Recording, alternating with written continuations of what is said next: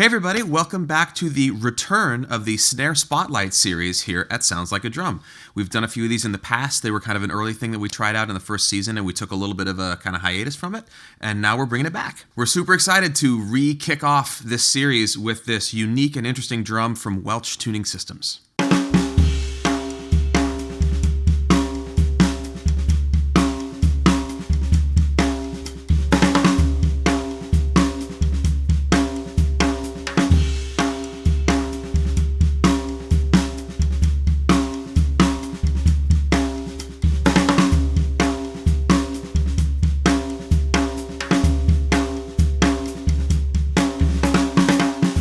So if you've been following the series, you know that we talk a lot about tuning and a lot about tone here, and drums for drum set have been tuned basically the same way for close to 100 years.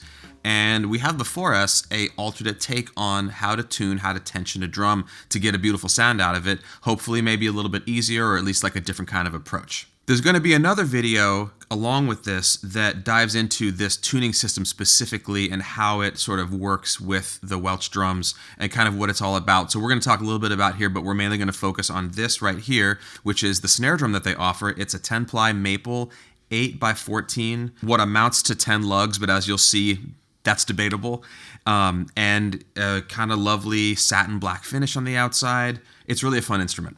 Now, Welch Tuning Systems only offers an 8-inch deep drum, and it seems to be specific to the tuning system and how much room there needs to be on the shell, like how much real estate to get the apparatus on there. But having said that, if you've watched previous videos, you know that big drums can sound great tuned high, especially if they're a quality instrument, and can do an incredible amount of different things. So don't let the size spook you.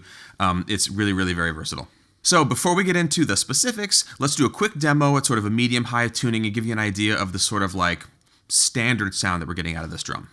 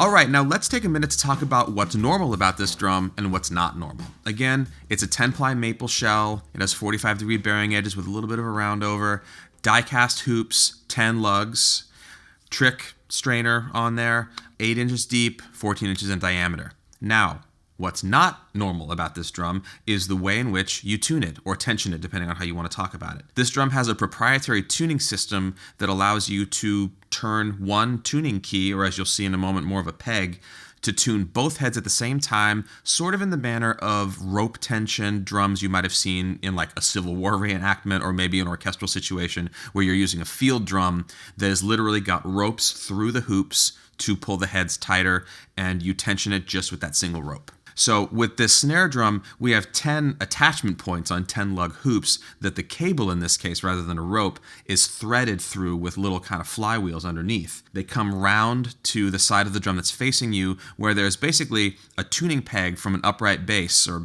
something along those lines that is pulling on the cables for the top and bottom head as you ratchet it up in the same way that you would apply tension to a string on a stringed instrument.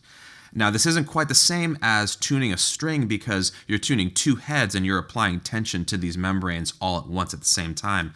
But the fundamental experience of pitching it up or pitching it down is the same in that if you tighten it, the whole thing goes up everywhere. And if you loosen it, the whole thing, again, goes down everywhere. So let's check out how this behaves with a deeper tuning.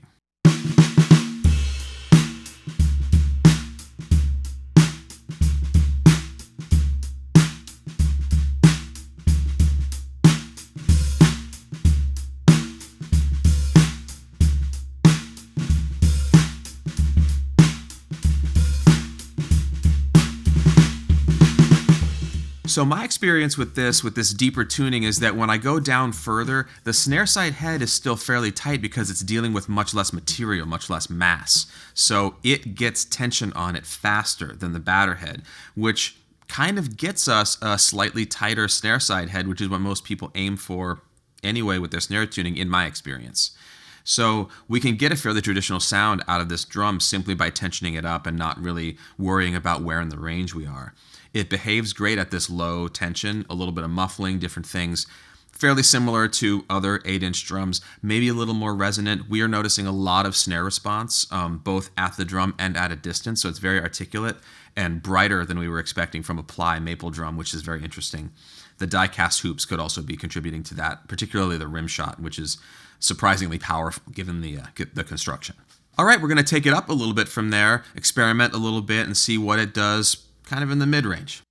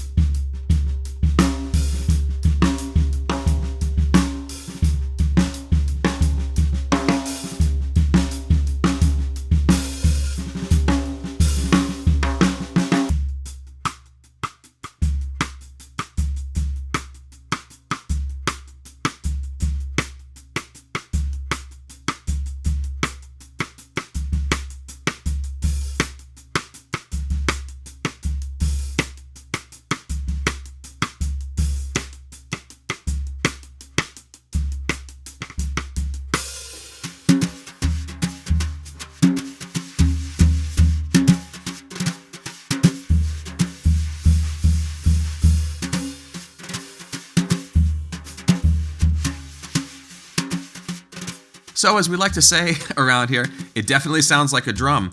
The largest component of the experience of playing this drum that I'm noticing is that the tactile experience of hitting it is different than a drum with lugs. I have a hard time figuring out exactly why. I mean, there's physics involved. There's that both of the heads are actually talking to each other via the flesh hoops because of the hoops and the cables going in between them.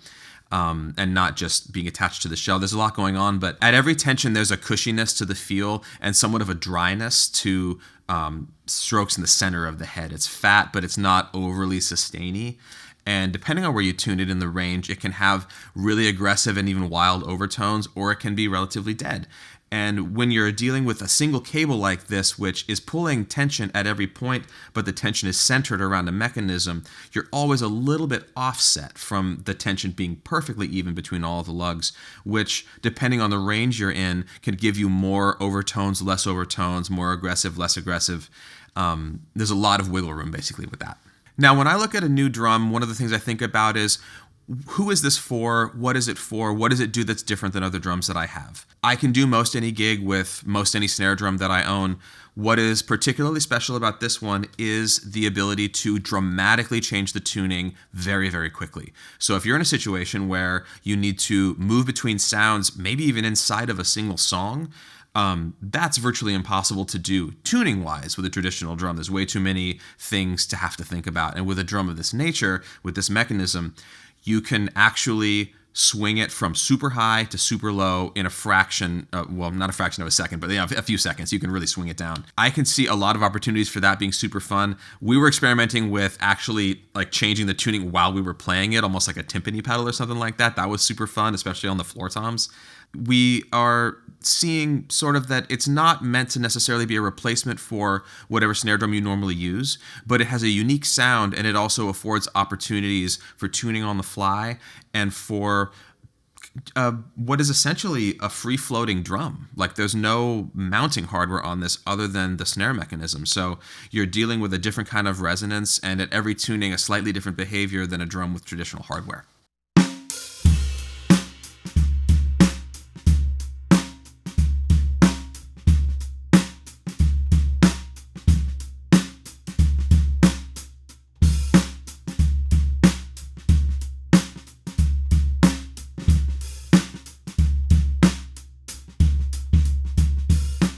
So to sum up, basically we're looking at taking one variable out of the equation, which is kind of a large variable, which is simply what interval am I dealing with between the heads? Is it in tune with itself? All that kind of stuff. And taking that out of the equation and also affording you the ability to shift tunings on the fly and maybe think more about your snare wire tension or think more about muffling or any other thing that you might want to experiment with.